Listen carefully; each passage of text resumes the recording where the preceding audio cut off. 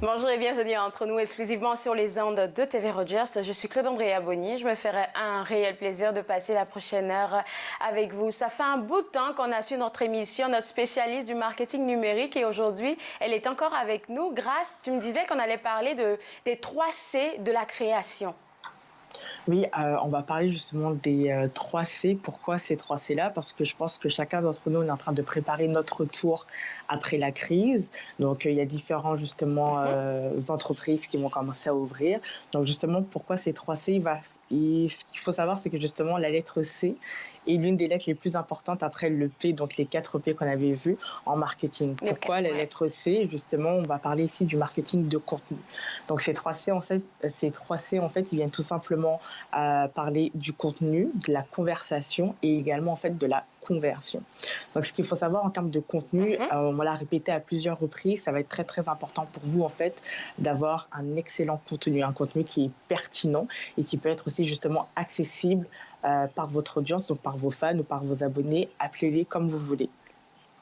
Ce qu'il faut aussi savoir, c'est alors, quand on parle de contenu, grâce à quoi est-ce qu'on fait allusion? Est-ce que c'est des textes? Est-ce que c'est des images? C'est quoi? Mais ça peut être tout, ça peut être par exemple une capture d'écran, une note vocale, un podcast aussi, une vidéo, un live, une story, tout ce que tu veux, une infographie même, un texte, une lettre, vraiment tout ce que tu veux. Mais le but ici, c'est de faire en sorte à ce que votre contenu soit accessible et qu'il soit aussi pertinent. Et vous allez voir que justement aussi, au fur et à mesure que vous allez avancer, au fur et à mesure que vous allez créer du contenu, qu'est-ce qui va se passer? Bien, tout simplement, ce contenu va entraîner en fait une conversation.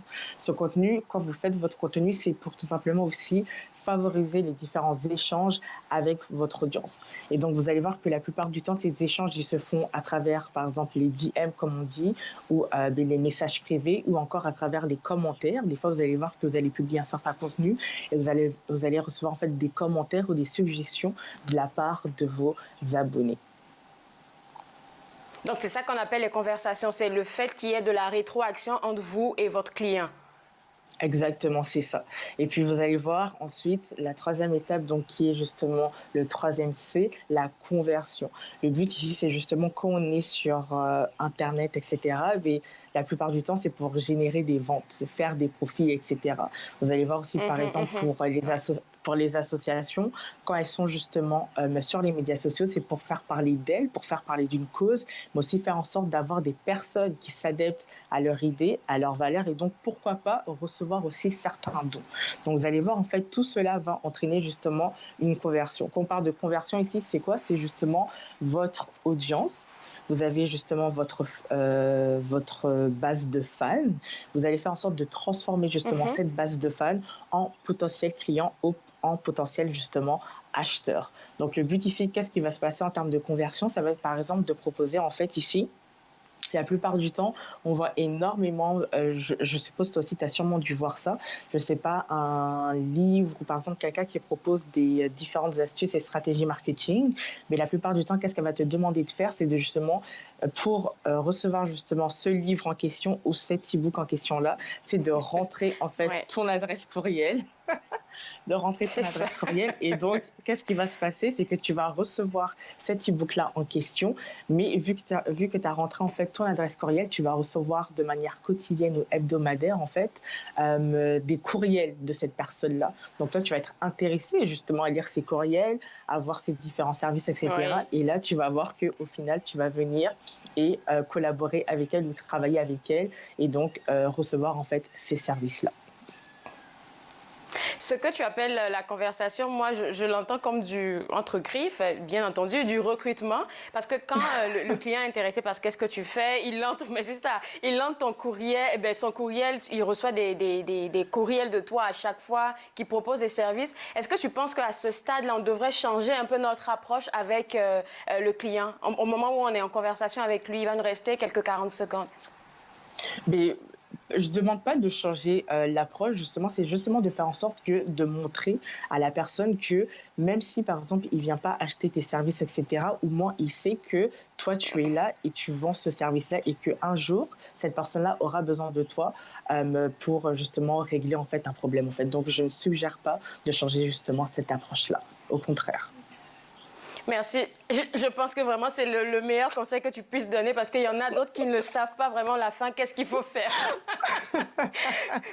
Merci beaucoup, Grace. Bonne journée à toi. Merci Claude. Bon week-end. Bye. Bye. Alors, pour vous à la maison, si vous êtes intéressé à avoir un suivi avec notre spécialiste du marketing numérique, Grace, avec qui on vient de parler, www.avecgrace.com, c'est le site web à visiter. On a beaucoup de choses à parler durant la prochaine heure. On se voit juste après la pause. Vous regardez Entre nous, exclusivement sur les ondes de TV Rogers.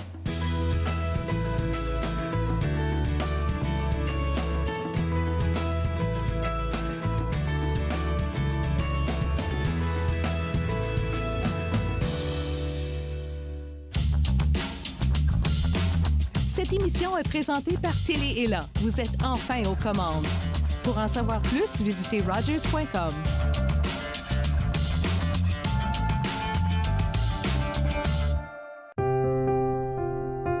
Les commerces, les restaurants et les services locaux d'Ottawa font partie importante de notre tissu urbain. Nous pouvons les aider en ces temps difficiles. Commandez chez eux en ligne, acheter des chèques cadeaux à utiliser plus tard, commander des repas à emporter ou à livrer, démontrez votre soutien sur les réseaux sociaux. S'il vous plaît, faites-le aujourd'hui. En savoir plus, visitez ottawa.ca/acheter local.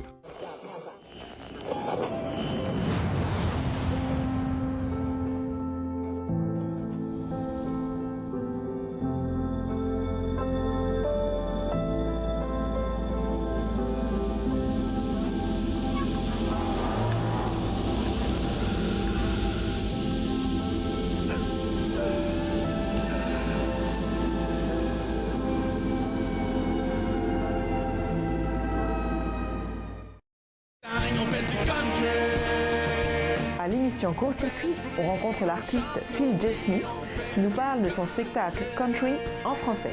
Soyez au rendez-vous. Court Circuit, vendredi 21h sur TV Rogers.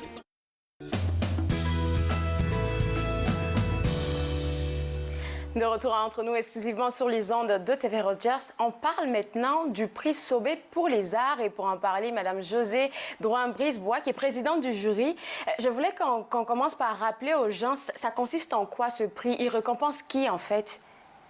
Donc, c'est un prix qui est désigné pour les artistes contemporains, des jeunes artistes. Donc, ils doivent avoir 40 ans au moins, qui sont quand même à une période importante dans leur carrière. Quand on dit période importante de leur carrière, vous me diriez quoi? Ça fait quoi? 5-10 ans ils sont dans ce domaine? Normalement, ça fait une dizaine d'années qui ont des expositions, mais ce qui est important, c'est justement qu'il y a eu des expositions déjà, donc qui ont déjà un CV assez développé. OK. Donc là, ce qui arrive, c'est qu'à cause de la crise, vous avez changé un peu la donne. Et pour moi, c'est une bonne nouvelle qu'on devrait partager aux gens. Je vais vous laisser l'annoncer. C'est une très bonne nouvelle. Donc, c'est sûr qu'on vit une période inédite en ce moment. Et la décision a été prise avec la Fondation pour les arts SOBI et aussi le Musée des beaux-arts du Canada, au lieu de continuer le processus. Donc, normalement, ça se déroule d'une certaine façon parce qu'il y a une liste préliminaire d'artistes, de 25 artistes, et ensuite, il y a une liste de finalistes de 5 artistes et finalement un lauréat qui est désigné. Donc, cette année, on a décidé d'arrêter avec la liste préliminaire. Donc, la liste des 25 artistes, ces artistes vont recevoir chacun 25 000 $. Alors, le 25 000 $, déjà, même avant d'arriver à ce stade-là où est-ce qu'il y aura 25 lauréats, je veux juste vous demander comment vous avez pensé à un instant à dire, OK, au lieu de sélectionner seulement 5, on va aller juste prendre tous ces 25-là. Comment vous êtes arrivé à ça? Donc, la façon que ça fonctionne normalement, c'est des soumissions par région. Donc, il y a la région de la côte ouest, c'est le Yukon, les Prairies et le Nord, l'Ontario, le Québec et la région de l'Atlantique. Et dans chacune de ces régions-là, pour la liste préliminaire, il y a toujours 5 artistes qui sont retenus. Normalement, le processus continue. Alors que cette fois-ci, on a décidé de l'arrêter et que tout l'argent qui aurait été normalement versé vers une exposition, versé vers un catalogue, versé vers un gala aussi pour justement annoncer le lauréat. On a décidé de prendre cet argent-là et puis de le donner à ces 25 artistes. Donc, c'est vraiment un changement dans le processus cette fois-ci. Alors, ces 25 artistes-là, dites-moi un peu comment ils ont réagi, parce que je sais que l'annonce a été faite et c'est officiel. Donc, on connaît déjà les noms des différents artistes. Comment eux, ils ont réagi? Parce que c'est une grosse nouvelle, ça.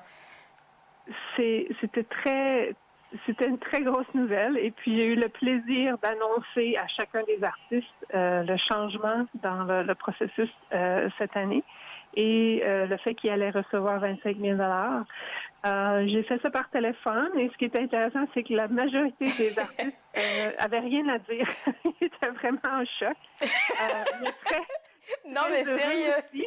Mais c'est comme si tu gagnes la loterie que tu ne savais pas que tu avais même participé.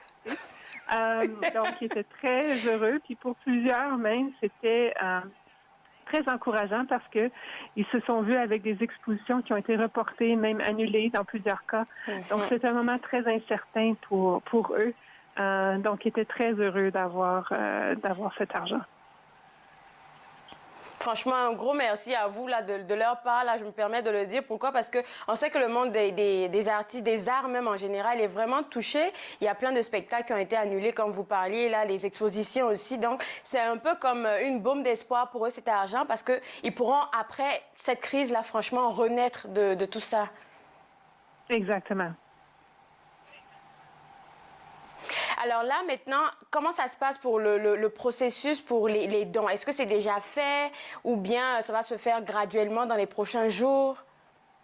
Je crois que c'est sur le point d'être envoyé. Donc, il y avait quelques petites choses administratives à faire, mais c'est aussi, ce qui est important, c'est que normalement, le processus aurait continué jusqu'à l'automne, alors que là, en arrêtant le processus, maintenant, on peut donner déjà l'argent.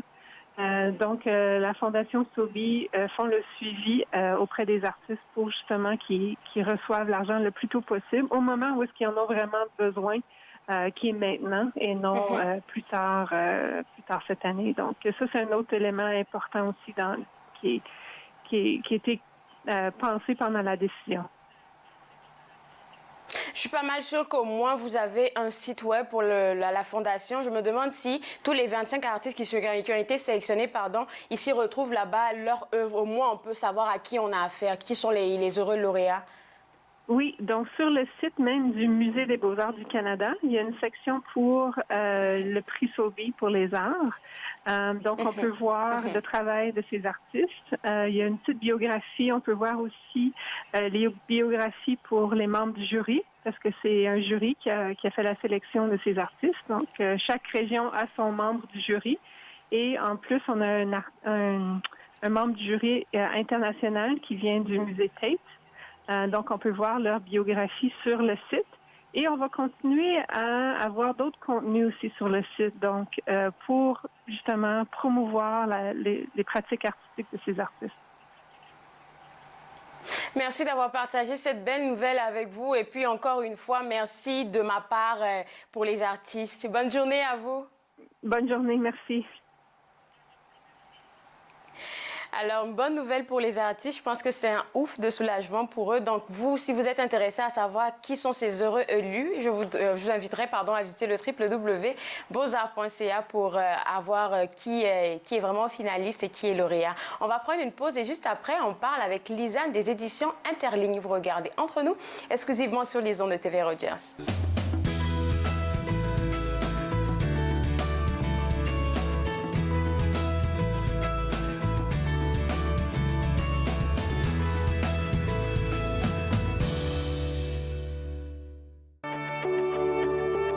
Voici les ressources disponibles durant la crise du coronavirus dans la grande région d'Ottawa.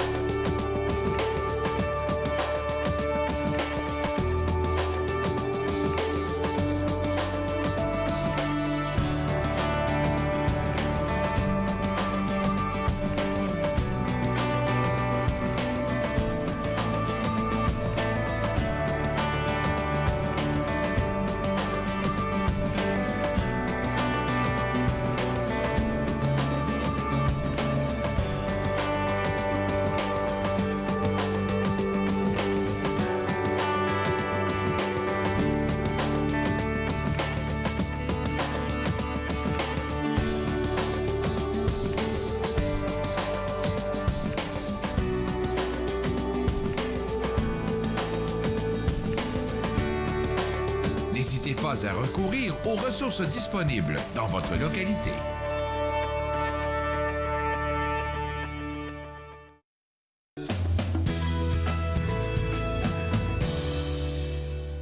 De retour entre nous exclusivement sur les ondes de TV Rogers. Lisanne, je dis et je le redis tout haut et fort, c'est aujourd'hui la dernière journée pour le 50% de rabais. Tu nous as parlé de ça depuis 2 semaines là? Oui, c'est ça. Au début, ça avait commencé, ça allait jusqu'au 15 avril. Puis là, on a vu quand même que ça avait bien fonctionné. Fait qu'on a décidé de poursuivre cette promotion-là en collaboration, évidemment, avec le regroupement des éditeurs franco-canadiens.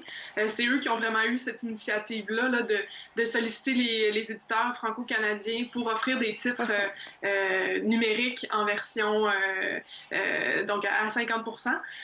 Parce qu'on se disait, en cette période un peu difficile, étrange, où on peut pas se rendre en librairie parce qu'elles sont fermées. C'était une façon aussi de promouvoir finalement nos titres. Puis nous, on en a choisi 3, donc ils sont encore à 50% jusqu'à la fin de la journée aujourd'hui. Les gens peuvent se procurer sur le site leslibraires.ca en particulier. Là, on vous encourage beaucoup à aller sur ce site-là. Alors, premièrement, on a le titre « Havre », qui est une pièce de théâtre de Mishka Lavigne. Mishka, qui est une autrice dramatique de la région d'Ottawa-Gatineau, donc qui s'illustre vraiment beaucoup dans le coin, qui a notamment remporté le prix littéraire du gouverneur général à l'automne dernier avec cette pièce-là. Donc, on s'entend que c'est de la qualité, c'est d'un très, très, très bon texte. Et en fait, c'est très particulier. Ça se passe à Ottawa, sa pièce, alors que, je ne sais pas si vous vous rappelez, Claude, mais il y avait eu un trou à un moment donné dans la chaussée sur la rue Rideau, quand il était en train de faire le métro, là, pas le métro, mais le train, le O-Train. Et donc, ça a inspiré un peu Mishka là-dedans à écrire sa pièce de théâtre qui s'amorce alors qu'il y a un trou qui s'ouvre dans la chaussée. Et puis, il y a une auto qui se retrouve à tomber dans le trou. Puis dans le fond de l'auto, on retrouve un livre qui s'appelle Havre. Et à partir de là, ça va comme enclencher, si je puis dire, une rencontre qui n'était pas faite pour arriver, c'est-à-dire celle de Matt, qui est un travailleur de la construction, mais qui vient de Bosnie-Herzégovine, donc qui a été adopté quand il était jeune à cause de la guerre là, qui a déchiré ce pays dans les années 90. Elsie, qui, elle, est la fille de l'auteur qui a écrit Havre, qui est une autrice, qu'on peut dire aussi, donc c'est une femme auteure qui est très, très, très connue. Hein. Mishka a mentionné s'être inspirée de Margaret Atwood pour faire ce personnage-là, de cette mère célèbre. Puis Elsie, apprend la mort de sa mère à peu près au même moment. Et c'est tout le deuil qu'elle doit faire qui est assez public. Hein. Tu sais, quand on est l'enfant d'une personne célèbre, comment on deal avec ça? Tu sais, les gens disent mes condoléances, puis ils veulent savoir des détails croustillants, mais est-ce qu'ils connaissaient vraiment cette personne-là? Est-ce qu'ils ressentent vraiment la peine des gens qui étaient dans l'intimité de cette personne célèbre-là? Donc, d'un côté, tu as cette femme-là qui fait le deuil de sa mère célèbre, puis de l'autre, tu as Matt qui, lui, essaie de faire le deuil de ses origines parce qu'il recherche ses parents. Ou en tout cas une trace de ses parents, est-ce qu'ils ont disparu pendant la guerre, etc., mais ils n'arrivent pas à en trouver.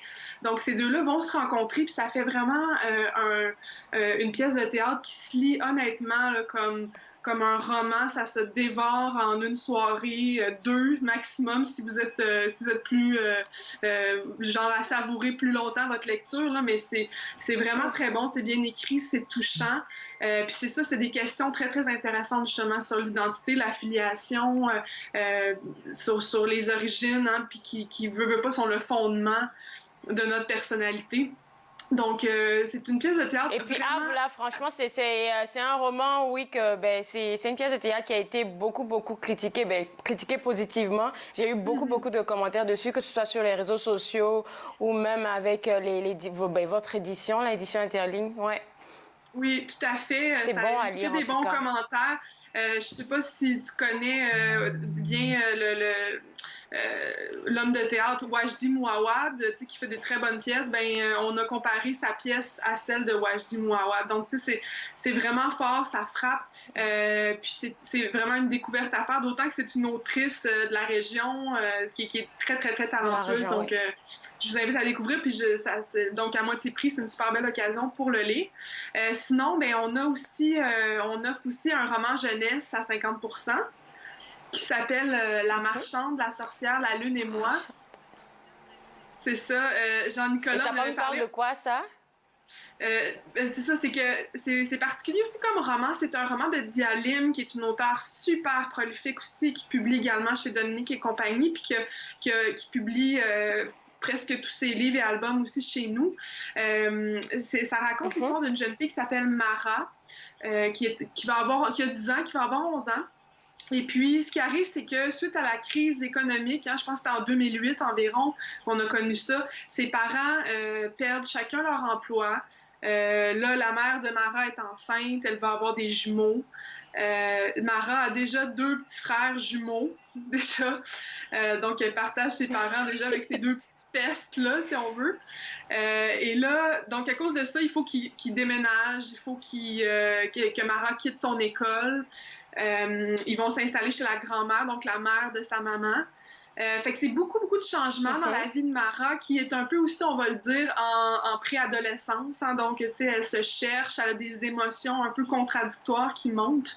Autant de la joie par moment parce que la famille va s'agrandir, puis elle est avec sa grand-maman, mais des fois la tristesse parce que, en fait, Mara se met beaucoup de pression sur les épaules pour une petite fille de 10-11 ans. C'est comme si elle se dit, ma mère est enceinte, est fatiguée, mes parents ont des problèmes, il faut que je sois une grande fille. Faut que je m'occupe soin.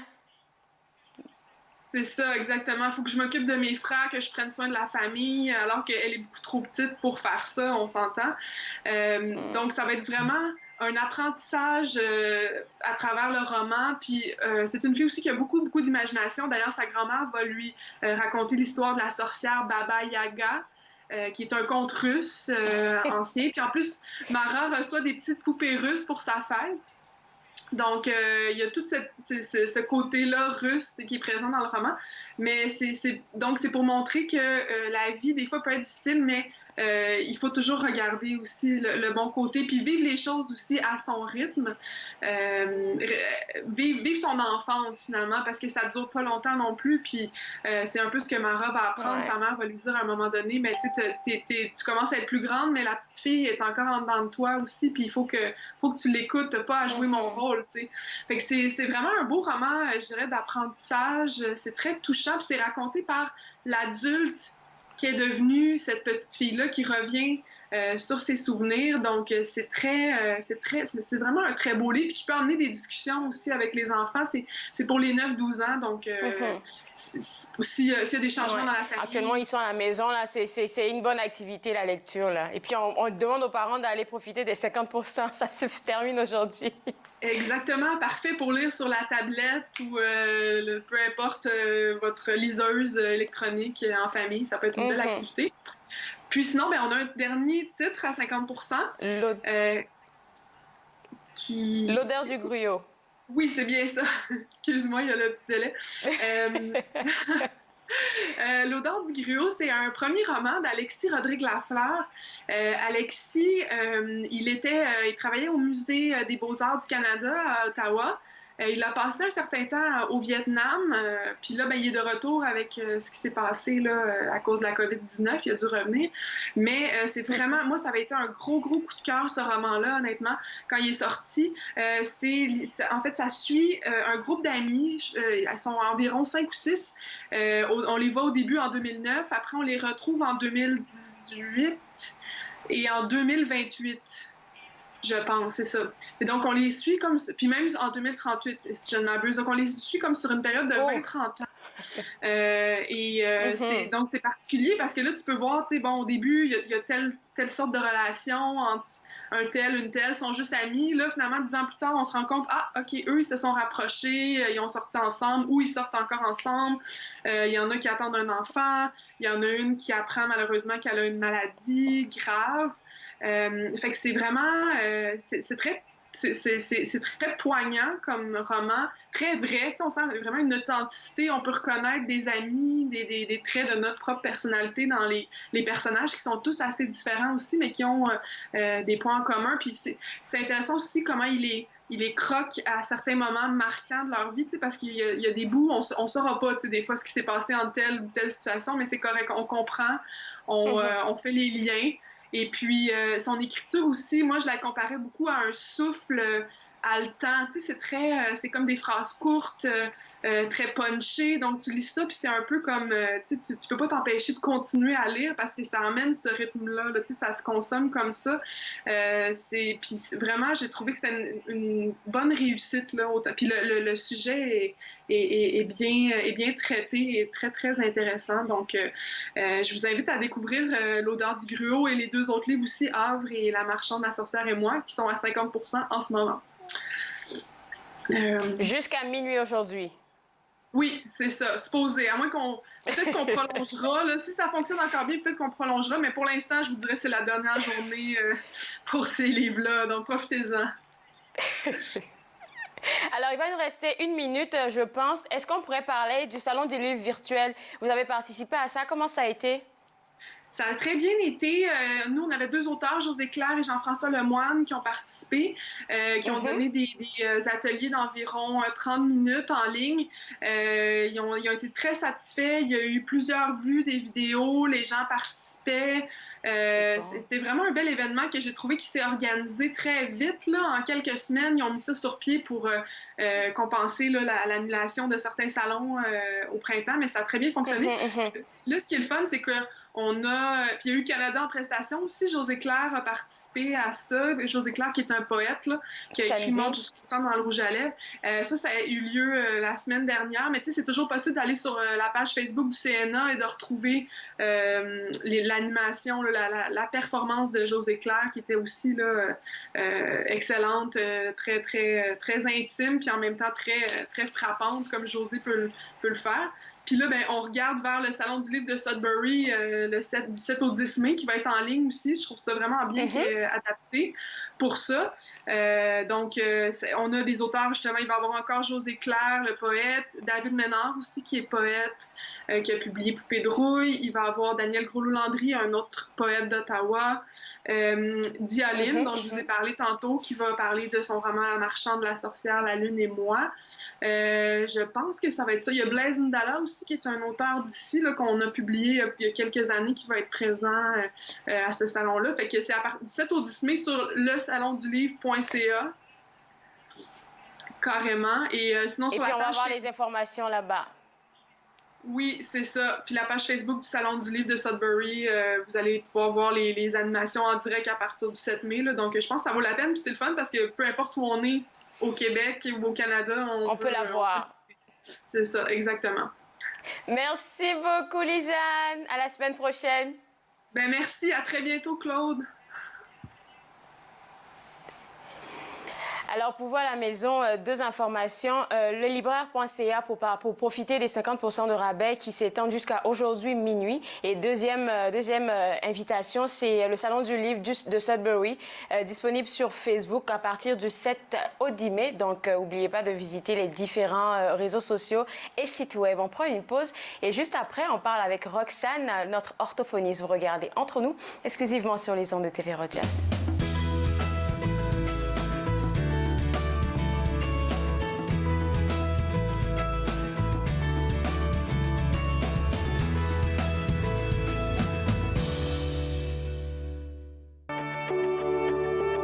Voici les ressources disponibles durant la crise du coronavirus dans la grande région d'Ottawa.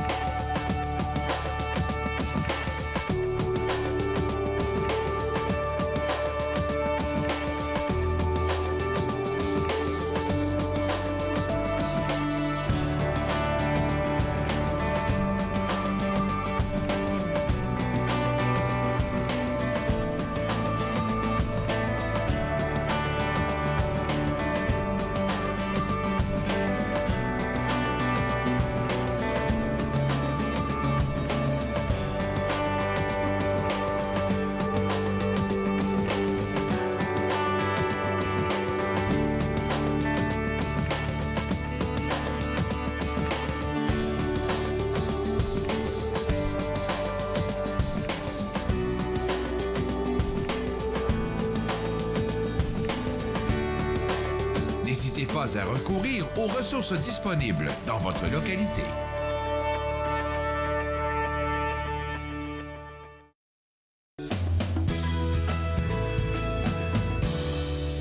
Entre nous exclusivement sur les ondes de TV Rogers. Nous nous donnons le droit de faire un tout petit partage avec vous, avec les recommandations de la Ville d'Ottawa. Ils nous ont procuré une vidéo que je vous demande de suivre maintenant. Voici les ressources disponibles durant la crise du coronavirus dans la grande région d'Ottawa.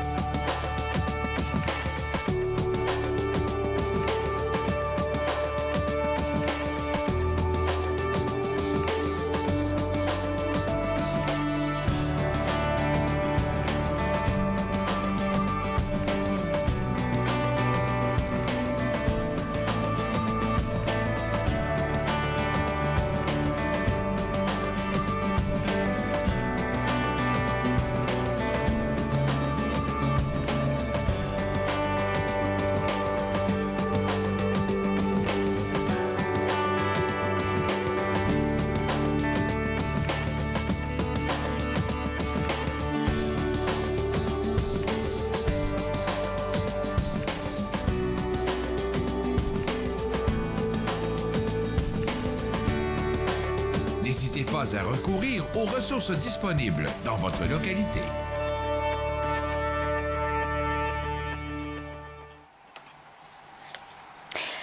De retour entre nous exclusivement sur les ondes de TV Rogers. Roxane, aujourd'hui, j'ai l'impression que les parents vont pas beaucoup t'aimer parce que notre sujet, là, c'est le temps d'écran.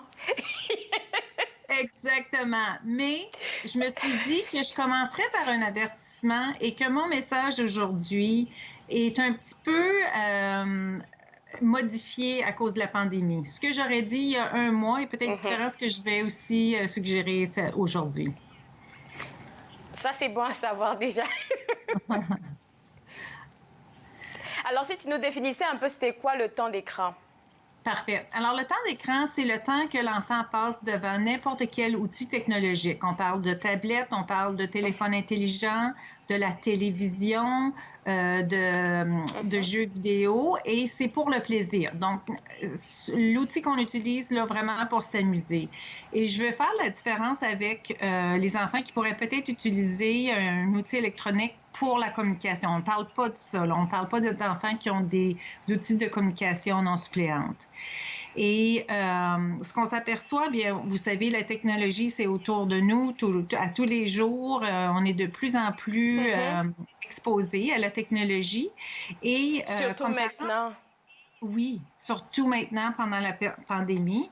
Et comme parents, c'est peut-être facile là, d'utiliser les outils technologiques pour occuper notre enfant, mais il faut savoir moduler et doser. Les parents vont peut-être se poser la question de savoir, mais pourquoi il nous dit ça? C'est forcément parce qu'il y a un lien entre le temps d'écran et le développement du langage chez les jeunes enfants. Exactement. Alors, ce qu'il ne faut pas oublier, c'est que les enfants ont surtout besoin de nous, de parents, d'adultes, d'autres amis, pour vraiment se pratiquer à utiliser leur communication. Donc, à utiliser leurs mots, leurs sons, leurs phrases pour pouvoir parler avec un autre, pour pouvoir savoir quand prendre son tour, pour négocier un jeu. Hein? Le jeu chez les enfants, quand ils font un jeu imaginaire, ils s'assignent des rôles. Non, je ne veux pas être la maman aujourd'hui, j'ai été la maman hier. Alors, ils utilisent le langage pour négocier. Et il faut de la pratique pour utiliser le langage, pour devenir un bon communicateur. Tu le sais, tu es journaliste, tu fais des entrevues à tous les jours. On est toujours meilleur après avoir pratiqué souvent. Les enfants, c'est la même chose. Ils ont besoin de d'autres personnes pour savoir comment socialiser, comment utiliser leur communication et comment pouvoir être des bons communicateurs. Mais c'est un peu, je dirais pas contradictoire, mais j'arrive pas trop à comprendre parce que j'entends souvent dire que puisque l'enfant, il est vraiment devant son écran à regarder peut-être des émissions ou même regarder des dessins animés qui donnent de nouveaux mots, c'est une bonne pratique pour lui pour pouvoir mieux communiquer. Mais tu me disais, entre autres, dans les notes, là, que ça ne permet pas à l'enfant d'avoir même de l'empathie. Là, on va loin, là. Oui.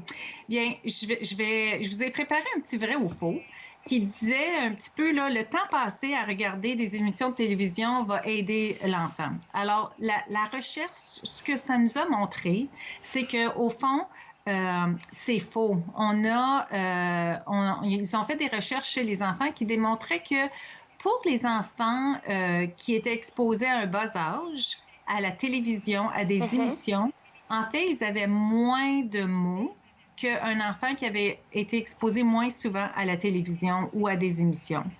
Alors, donc, c'est une utopie, tout ça.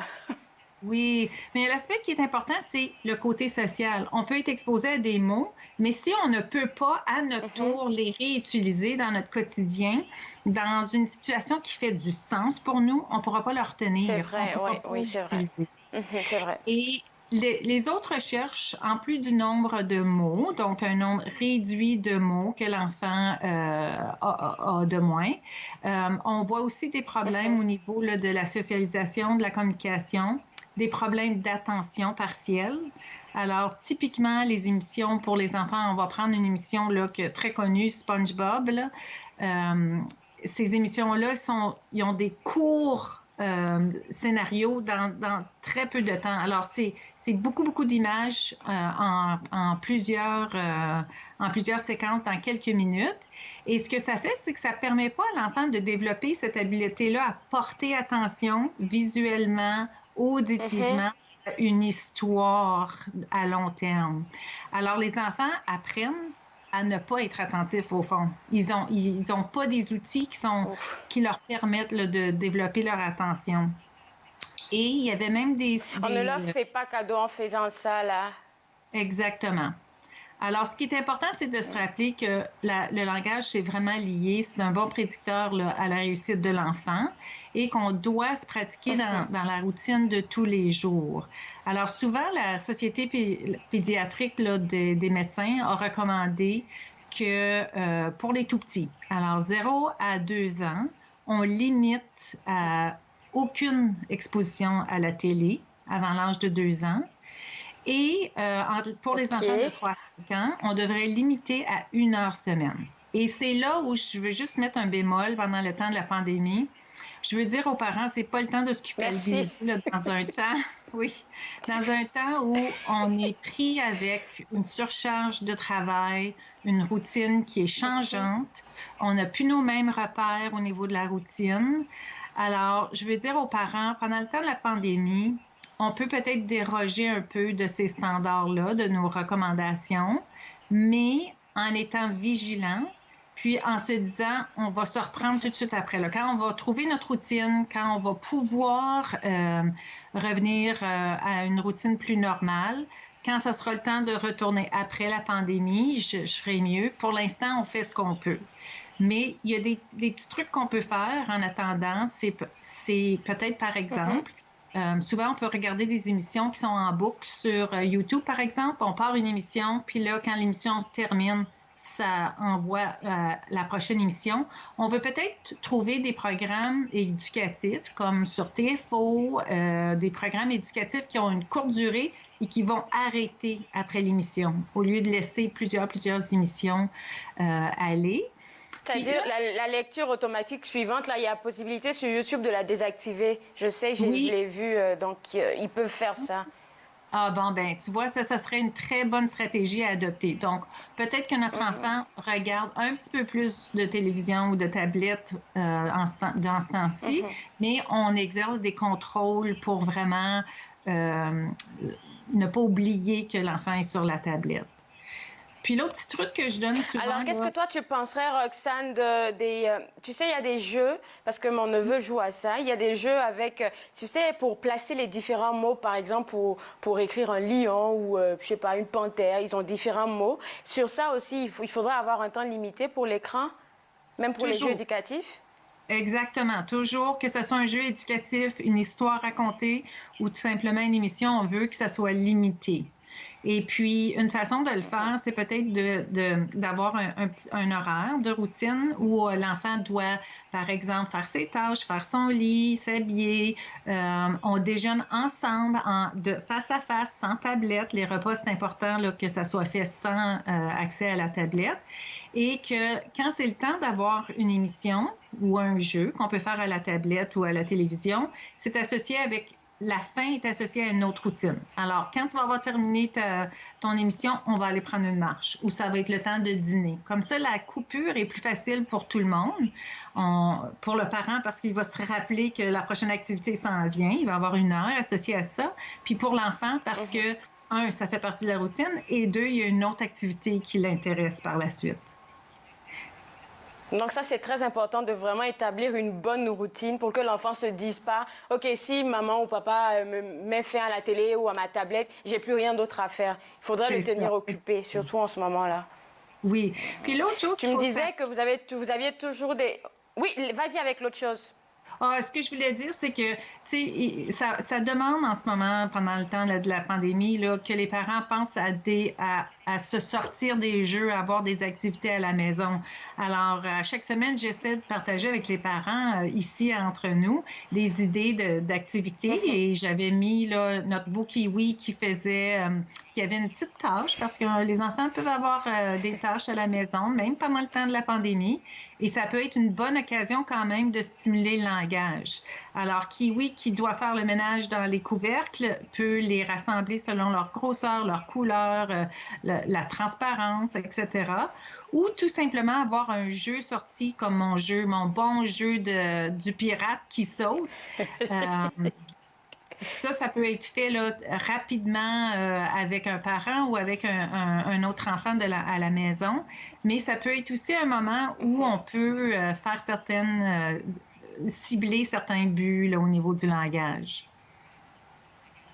Roxane, merci beaucoup. On se voit la semaine prochaine. Parfait. Bien, à bientôt. Alors, pour vous à la maison, si vous avez besoin de beaucoup plus d'informations, www.premiermot.ca. Et Roxane m'a appris une bonne nouvelle la semaine passée, je pense. Ils sont aussi sur Instagram, fait que vous pouvez aller les rejoindre aussi là-bas. Là, maintenant, je parle avec Jean-Paul, notre chroniqueur musique, et tu as vraiment préparé une grosse sélection pour nous aujourd'hui. Bonjour, pour commencer, Claude Andrea. Oui, en effet, je pense que je vais t'amener, et toi et les téléspectateurs, je vais t'amener dans un monde qui nous est peu familier. Mais je ne vais pas commencer de façon trop abrupte. On va se rappeler tout simplement quelque chose que je vous ai fait tourner la semaine dernière, mais on n'a pas eu le temps de l'entendre en tant que tel. La pièce Les Fourmis, de l'auteur-compositeur-interprète Aude Lasse. Ça vient de sortir sur le disque Aventure. Ça vient donc de tout juste de sortir. Alors, juste comme entrée, tiens, de la chronique, on va écouter ça un tout petit peu. C'est un peu comme des chatouilles qui vont de la cuisse aux pieds, les globules qui se dérouillent parce qu'on s'est enfin levé. C'est pas vraiment agréable, on se dit que ça va passer, la raison en est incroyable, quelqu'un me l'a...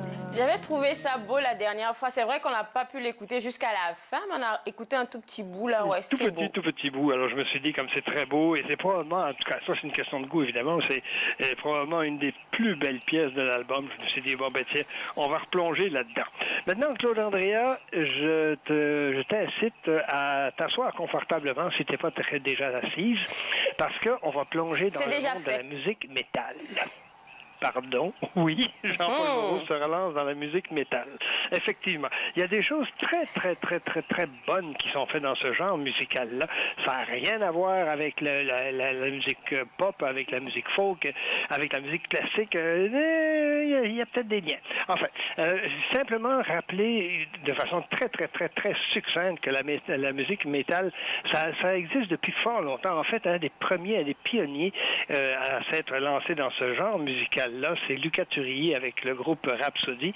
C'est un Suédois qui, dès 1972, a commencé à explorer ce genre musical-là.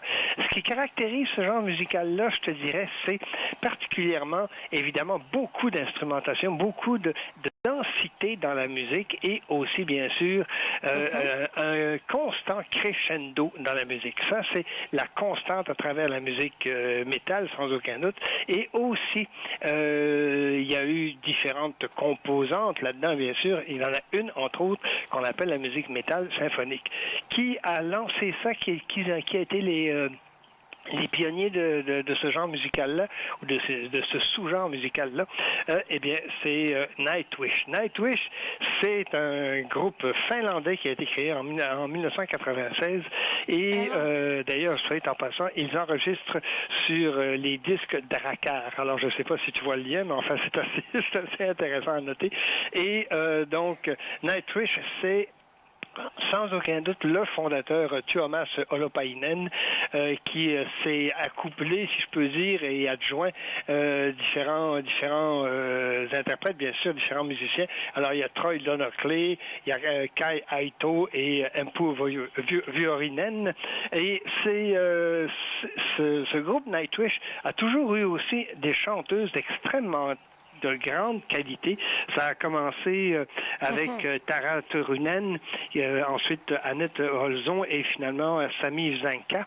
Et elles ont une très très belle voix. Je dois avouer que quand moi j'ai découvert Nightwish, ce qui m'a attiré beaucoup, c'est ces chanteuses-là. C'est pas des chanteuses d'opéra, c'est pas des chanteuses pop, c'est vraiment vraiment particulier. Et donc j'ai toujours aimé ce son de la voix des chanteuses du métal symphonique et particulièrement de Nightwish. Il y a des choses comme ça qui nous attrapent plus que d'autres. Et donc, le groupe a commencé en 96, premier simple en 2000 à peu près dans ces coins-là, et par la suite, les albums se sont succédés, toujours avec le même style, avec le même genre, mais toujours en évolution en tant que tel. Ce qui est vraiment particulier, je pense, par rapport par rapport aux autres groupes métal, parce qu'évidemment, ils ne sont pas les seuls, mais c'est que moi, en tout cas, c'est une question de goût. Moi, quand j'écoute une chanson, j'aime comprendre les paroles. Que ce soit en français, en anglais, en swahili, en espagnol, en russe ou peu importe. Si je parle la langue et que je peux la comprendre minimalement, j'aime ça pouvoir la comprendre. C'est probablement un de mes critères, c'est une chanson. Alors, elle est là pour qu'on puisse la comprendre. Et donc, c'est vraiment particulier de Nightwish, malgré l'intensité musicale, malgré tout ça, les instruments, les arrangements, le crescendo, en fait tout, on comprend ce qu'ils et elles disent. Et ça, pour moi, en tout cas, c'est très symptomatique, c'est très, très révélateur, justement, de ce groupe-là. Alors, sans rentrer dans plus de détails, on va se donner une petite idée pour commencer du tout nouvel album qui vient tout juste de sortir, qui s'appelle Human 2. Nature. Et dans cet album-là, c'est un album double, dans cet album-là, il y a 17 pistes et les pistes 10 à 17, ce sont des pistes purement et simplement instrumentales. Et ça aussi, c'est une nouveauté. Rarement dans ce genre musical-là, métallique ou métal, si tu veux, on va avoir de l'instrumental pur. C'est le cas de Nightwish. Encore là, une preuve qu'ils peuvent évoluer et qu'ils font évoluer cette musique-là. On va commencer par écouter un premier extrait qui s'intitule Green, donc le vert.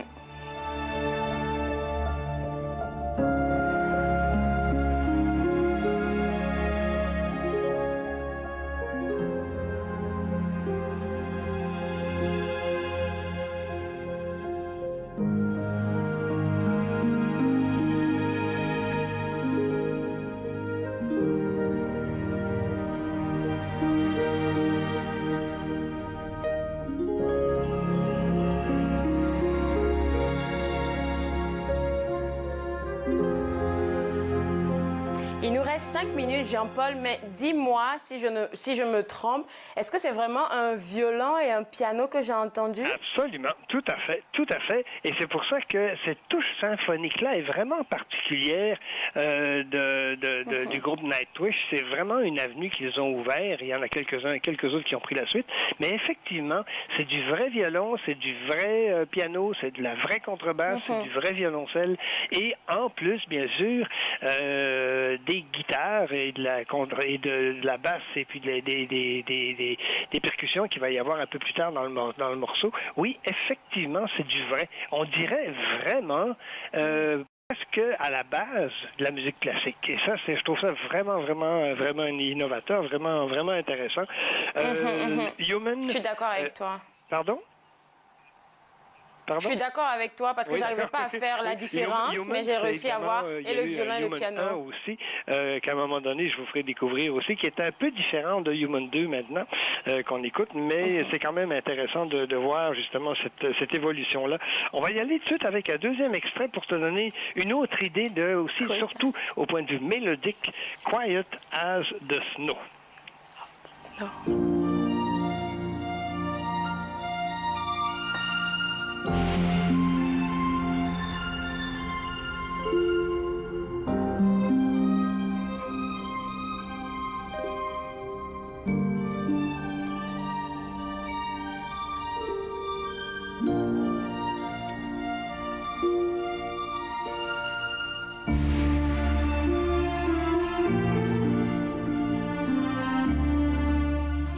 Il nous reste 3 minutes, mais je devrais te dire que ce que je viens d'écouter, j'aime beaucoup. Un dernier extrait dans le menu principal, justement, avec Nightwish et ce nouvel album, qui, je le répète, s'appelle Human de Nature. Et on va aller voir Anthropocène. D'ailleurs, Anthropocène, si tu te souviens, c'était aussi le titre d'une exposition au Musée des Beaux-Arts du Canada à un moment donné. Oui.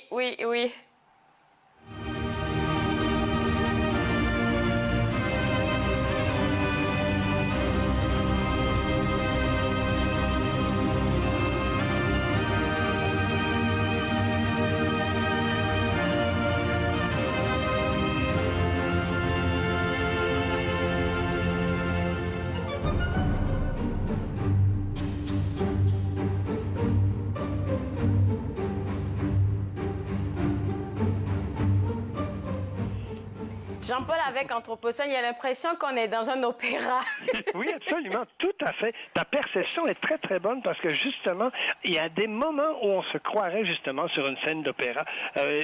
L'illustration, les images que suggère la musique symphonique métal, c'est vraiment un peu ça aussi. Il y a certainement un lien à faire. J'ai pas fait de longues études là-dessus, mais il y a certainement un lien à faire entre les deux. Je tombe dans le dessert, si tu veux. On va certainement y revenir, mais dans le dessert avec Simon Goldin, ou Simon Goldin, parce que je dirais que c'est Simon Goldin parce qu'il est originaire de Montréal. Il a fait un premier album pas très réussi, honnêtement, qui s'intitule Place Saint-Henri, et il vient de sortir Le Charlot Volant. Juste pour nous donner une idée, Ginny Walker. Écoutez ça. En chaise roulante, en couche culotte, les mains tremblantes sur le jus de carotte, le jus de betterave, le jus de banane, le filet de bave dans la soupane. 365 jours par année, petit déjeuner, déjeuner, dîner, matin, midi et soir, manger mou à l'hospice. Là, il va nous rester 1 minute, mais j'étais en train de danser ici. Oui, tant mieux. Ça fait penser un peu au CHSLD, mais enfin, je ne veux pas revenir sur le sujet. On va laisser tomber l'eau de la fontaine. On l'écoutera la semaine prochaine. Mais je veux terminer avec un petit retour en arrière. Le trio jaune, la pièce Le Saint-Laurent. Trio jaune, il ne faut pas l'oublier, c'est Stéphie Blanchette, Ralph Rioux et aussi Jocelyn Faneuf. 5 albums qu'ils ont proposés aux auditeurs. Et 5 albums très, très réussis. Malheureusement, il n'existe plus. Bon, on va écouter Le Saint-Laurent avec le trio jaune. Merci, Jean-Paul. Au fond des poches, qui a fait les promesses, qui s'effiloche, qui connaît les pauvres dans leur HLM, qui récolte la misère, qui est-ce qui la sème? Là, avec Jean-Paul, vous savez qu'on a toujours de belles musiques à écouter. Là, vous pouvez revoir notre émission là, en rediffusion pour avoir toute notre sélection d'aujourd'hui. On se voit juste après la pause. Vous regardez Entre nous exclusivement sur les ondes de TV Rogers.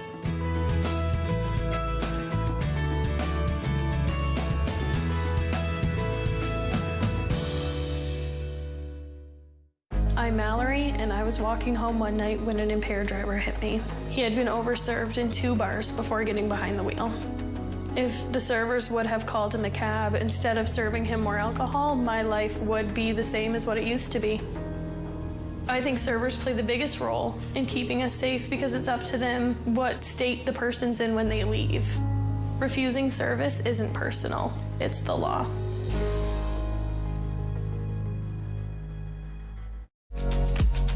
Pour la première émission de Regard, on présente quelques nominés du Gala Trior, on visite le studio d'art de Marie Léger et on rencontre 2 vétérans de la guerre d'Afghanistan. Regard, jeudi 19h, sur TV Rogers. Nous sommes la génération qui avait tout, qui a révolutionné la musique, qui savait comment gagner. Et nous savions célébrer. Nous nous sommes unis pour lutter contre la faim chez les enfants. Nous nous sommes unis pour les protéger. Et dans ce monde dangereux, nous devons continuer de les sauver. Même lorsque nous ne serons plus là, en incluant l'UNICEF dans notre testament, nous deviendrons la génération qui a laissé en héritage un monde meilleur. Visitez le unicefleg.ca. À la prochaine émission de Lumière et d'Être, je recevrai Cédric Parent, livreur de vision. Il vous fera découvrir ce qu'est l'entrepreneuriat de cœur et comment l'appliquer au quotidien. De lumière et d'être, jeudi 20h30 sur TV Rogers. De retour Entre nous exclusivement sur les ondes de TV Rogers. N'oubliez pas qu'aujourd'hui, vous pouvez encore profiter du 50% de rabais offert par le regroupement des éditeurs franco-canadiens. Alors, www.leslibraires.ca, c'est le site web à visiter. Et puis, je disais tout de suite, là, ça se termine aujourd'hui à partir de minuit. Donc, vous avez encore le temps d'aller voir la panoplie d'ouvrages qu'ils vous proposent et en choisir 1, 2 ou même plusieurs. Deuxième information que j'aimerais partager avec vous, c'est celle de Frontline Feeds. Hier, on a reçu Daniel Milad de Frontline Feeds qui nous a partagé leur merveilleuse expérience. Ils sont en train de collecter des fonds pour donner à manger aux médecins qui se trouvent un peu partout dans la région. Donc, si vous voulez participer à ça, je vous inviterai à visiter leur Facebook Frontline Feeds ou même aller visiter leur GoFundMe où est-ce que vous pouvez avoir des informations sur comment donner des fonds. Mais plus facile pour vous, là, je vous dirais, allez sur leur Facebook parce qu'il y a toutes les informations et le site web pour pouvoir faire un don si vous en avez envie. Troisième information pour vous, c'est pour la boutique Kewa. Là, je vous inviterai à visiter le www.kewa.ca pour pouvoir faire une idée de qu'est-ce que pourrait offrir pour la fête des mères. C'est vrai qu'on est confiné, mais il y a possibilité de se faire livrer. Elle a de magnifiques produits, des colliers, des tenues. En tout cas, vous allez vous faire plaisir. Restez avec moi, on se voit demain. Au revoir. Faites-nous part de vos commentaires en composant le 613-521-2323 par courriel sur Facebook et Twitter.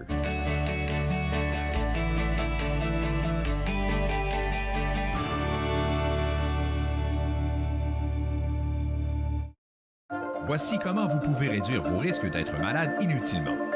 Lavez souvent vos mains à fond avec de l'eau et du savon ou un désinfectant à base d'alcool. Évitez de toucher votre visage sans avoir lavé vos mains. Toussez et éternuez dans un papier mouchoir ou le creux de votre bras. Lavez et désinfectez les surfaces touchées fréquemment telles que les téléphones et poignées de porte. Restez à la maison lorsque vous ne vous sentez pas bien et surveillez vos symptômes. Pour obtenir des renseignements complets et mis à jour, visitez le site Internet de l'Agence de santé publique du Canada. Ce ne sont pas les plateaux lourds ou le rythme rapide qui rendent la tâche difficile. Ce n'est pas le rythme effréné des demandes des clients. Ce n'est pas le patron qui vous demande de travailler un autre quart de travail à cause d'une collègue malade. Ce qui est difficile, c'est quand vous réalisez qu'un client a atteint sa limite d'alcool et que vous devez prendre la décision de refuser de le servir. Refuser de servir de l'alcool, ce n'est pas personnel, c'est la loi. Merci aux serveuses et aux serveurs de l'Ontario qui s'acquittent de leurs tâches difficiles. Nous savons que ce n'est pas facile, mais nous comptons sur vous pour assurer notre sécurité.